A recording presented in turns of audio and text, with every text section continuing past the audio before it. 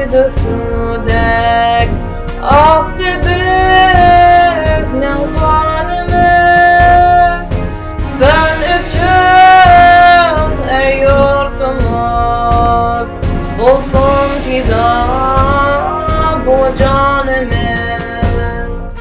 Kan kiçip hem can verip ahir kurtulduk seni.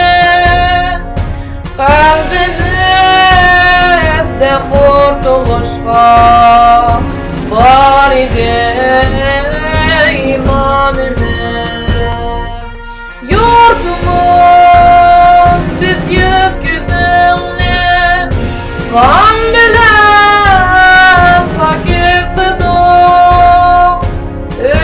Ürligen yolkun bilen paklandı belki namımız.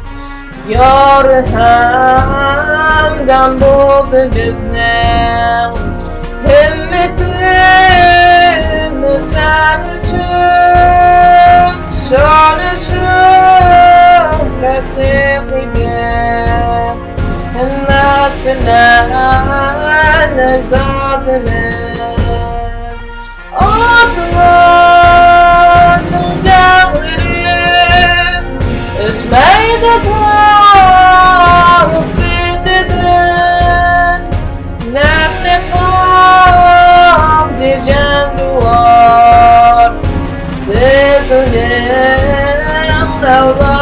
evladımız.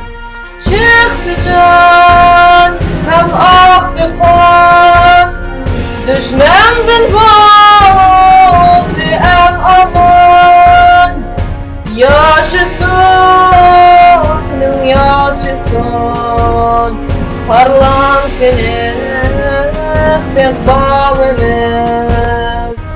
Yaşasın, yaşasın, parlansın istikbalimiz.